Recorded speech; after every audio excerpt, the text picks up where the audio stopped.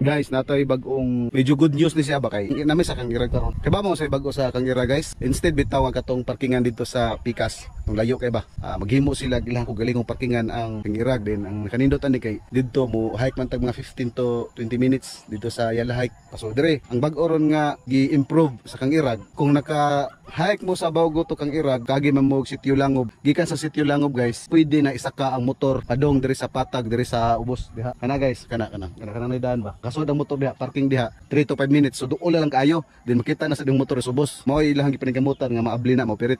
Ila naman sa gisaminto diha dool. Saminto diha man taman. So mo na kaso na lang motor parking kada sa Ubos, mubo na kagahikan. Pwede pod magcar camping ang Kangirag. Puhon, pero hapit na daw. Basin daw mga next week or next month ana. Usa naman taron. May kami sure na ginang abli. So na natin bagong access guys, di nata maglakaw gikan dito sa Pikas. E dito po na concern about sa parking na nagbinuang. So dere at least kung na magbinuang na natay automatic na nga arita sa admin gud sa nagda sa Siraw. Makareklamo ta klaro na. O di na mangambot ba. So nindot na. So muna tong atngan. Nya ang kalsada ani mangutana mo asa gion. Daghan sa access guys. Pwede mo magig budlaan to Siraw bitaw. Pero naman ay daan diha guys. Subay lang mo. Mutana mo sa nang Sitio Langob na daw na daan. Sitio Langob padong na diri mga umay lain. Umay lang daan guys. Na pwede pud mo sa Pitos. Ako nibawaan nga ruta, pwede mo gikaglasyon, Pitos. Then padong sa Langob din Siraw. Pwede pud mo diri sa Budlaan Esquina Grand Mall, saka mo sa Baugo, Lahos, then i-map lang asa ang Sitio Langob. Mabot kay mo Sitio Langob mo nilain guys. Mao na siya. Saka na sa Siraw peak. So mayo no ni-upgrade sila. Ako na so ayan bang mga next month nga mag-camping ko magdakop motor diri sa Kangirag. So mo update guys sa Kangirag.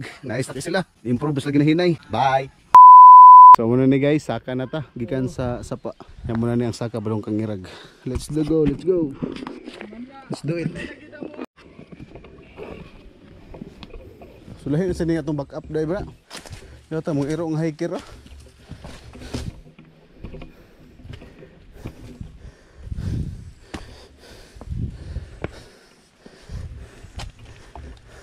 Guys, nanami sa barangay Langob.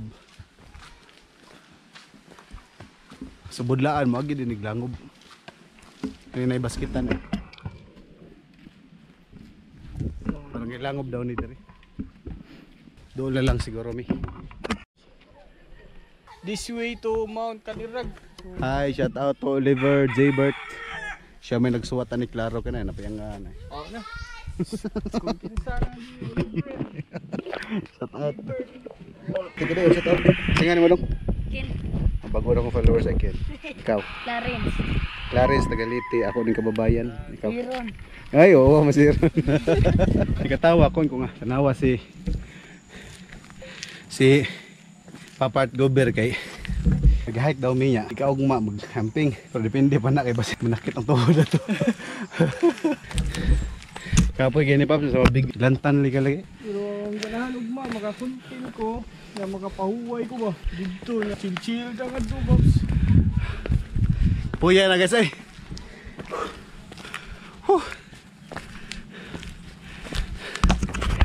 Bobs no? Upat. Upat sa? Hinay ra man tagod. Oh, upat ka oras pero ang nakakuan adto minang agi sa ubos. Oh, kita jud mo ana sa video. Mao to among giagian. Ayaw mo pag kuan gyud, pag sunod na mo gyud na. Sus, ambot lang. Katong agian na mo ang river trek ganina ha. Katong gagikan mi sa kanang sa starting point ba niya didto ni river trek mi ayaw didto ninyo sunda ang kato siya na kuan trek gyud kay Guys, mo ni ang trail sa kilid sa camp o Kangirag nga camping site. Nindot to bios ah. oh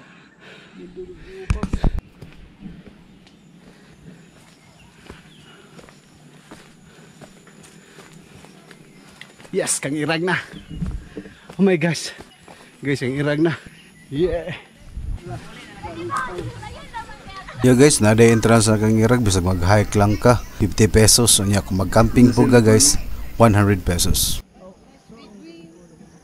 Guys, mo naog na mig balik mag-back trail rami. Kapoy kayong pasaka. Among hike kay 4 hours. Mga weak shit. Ignaw guys, may kamot ramig 2 hours. Di naman may mag river trek. Bye guys, see you next video.